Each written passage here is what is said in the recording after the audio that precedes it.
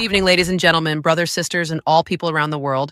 Tonight, we will be talking more in detail about war, and specifically the Vietnam War. But I would like to go in depth into a neighbor country of Vietnam, which is Laos. When we talk about Laos, I would like to go further into an ethnic group of people, which is Hmong. Hmong is a group of people who migrated from Yellow River from China. Their ancestors migrated to Laos in the late 1700s. Hmong love peace, but everywhere they go, they encounter war. Hmong had been fighting the Han Chinese for thousands of years. They lost the war to the Han Chinese. That's why they migrated to Southeast Asia. The Hmong finally settle in Vietnam, Laos, Thailand, and Burma. But majority of Hmong people settled in northern part of Laos. They live and raise their family peacefully for decades. But in the late 40s, 50s, and 60s, Southeast Asian was in the verge of turning into communism. The United States of America fear that if Southeast Asia turned into communist, then the United States will lost most of its ally. As the conflict between North and South Vietnam gotten in high tension, the United States government totally committed to supplied aid to South Vietnam. Because North Vietnam was backed up by Soviet Union or Russia and China. In 1961, the North Viet Cong soldier tried to invade South Vietnam by making a path through Laos. When the United States was informed about North Vietnam was making their way through Laos to invade South Vietnam. The United States sent a secret mission to Laos, and they were looking for a group of people that live in the northern part of Laos to stop the North Vietnam force that was about to make through Laos. That was a secret war in Laos. The United States provided all warfares, weapons, medical supplies, foods, airplanes, and money to the Hmong people. It was called the Secret Mission, because all supplies were started from the United States, shipped to Thailand, and then directly to the Hmong people in northern part of Laos. Because majority of Hmong men and women were farmer and raised their family not to get rich, but enough to survive from the beginning of the year until the end of the year. Once there was something new they wanted to explore by becoming soldier and willing to fight on the United States side.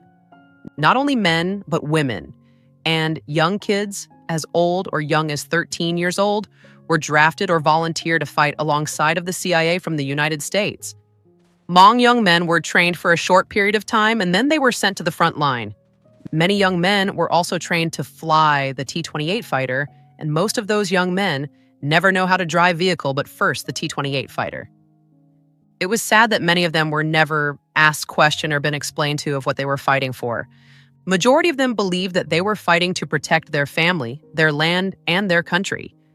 Some elderly at this moment still believed that they fought to protect their land, but in reality, they fought for the United States of America to prevent the expanding of communism in Southeast Asia.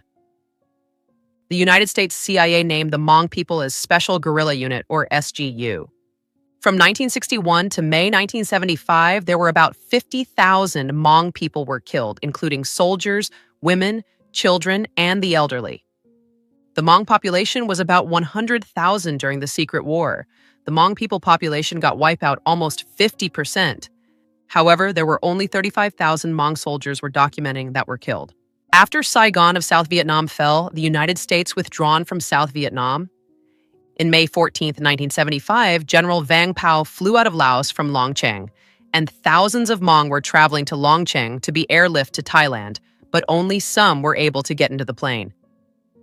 The day after General Vang Pao left the country, thousands of Hmong families fled to the jungle and hidden in the cave to avoid capturing by the Viet Cong soldiers.